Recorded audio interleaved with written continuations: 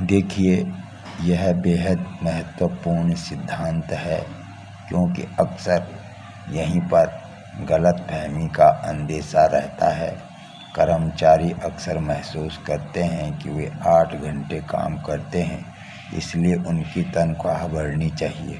दूसरी ओर कंपनी के मालिक सोचते हैं कि इस आदमी ने 5,000 रुपये का काम किया है और इसे 8,000 रुपये तनख्वाह पहले से ही मिल रही है, इसलिए इसकी तनख्वाह बढ़ाने की ज़रूरत नहीं है।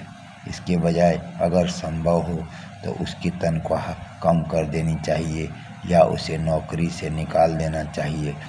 इस उदाहरण में हमने क्या सीखा? कर्मचारी के लिए महत्वपूर्ण पैमाना यह है कि उसने कितने समय काम किया, जबकि कंपनी के मालिक के लिए महत्वपूर्ण पैमाना यह है कि उसने कितना मूल्यवान परिणाम दिया।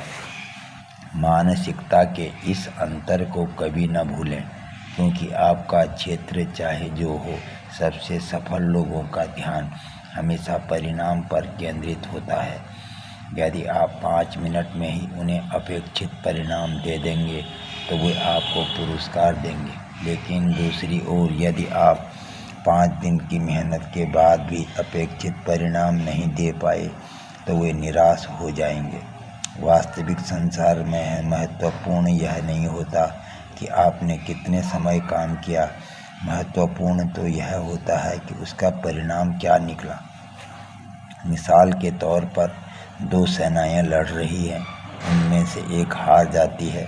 देखने वाली बात यह है कि दोनों ही सेनाएं समान समय तक लड़ी, दोनों ने ही जान की बाजी लगाई, लेकिन परिणाम दोनों के लिए अलग अलग रहे। एक का नाम सुनहरे अक्षरों में लिखा गया, जबकि दूसरे को पराजय का कलंक झेलना पड़ा। एक और उदाहरण देखें।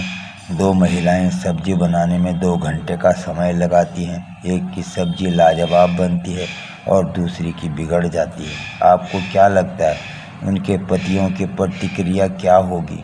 क्या दूसरी महिला का पति इस बात पर वाह करेगा कि उसकी पत्नी ने उस घटिया सब्जी को बनाने में 2 घंटे तक मेहनत की, या वह इस बात पर ताने कसेगा कि कितनी बुरी सब्जी बनाई है? जवाब आप खुद ही जानते हैं। तो यह बात अच्छी तरह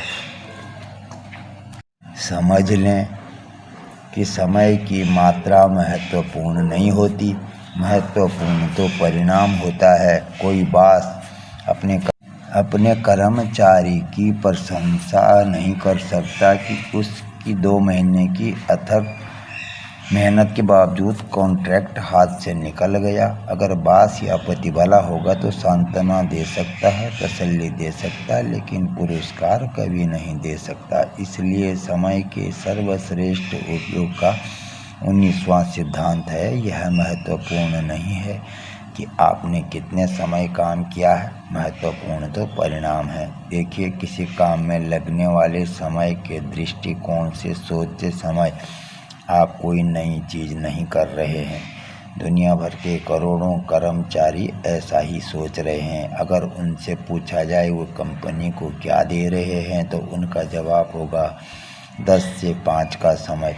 दूसरी ओर यदि आप सफल लोगों से पूछेंगे वे कंपनी को क्या दे रहे हैं तो वे परिणाम बताएंगे, आंकड़े बताएंगे, अपना योगदान बताएंगे।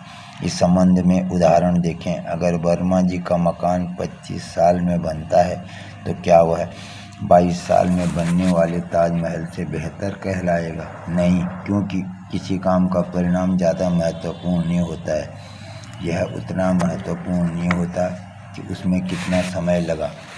इस संदर्भ में एक अपवाद है, लगा हुआ समय तब महत्वपूर्ण होता है जब परिणाम बेहतरीन हो।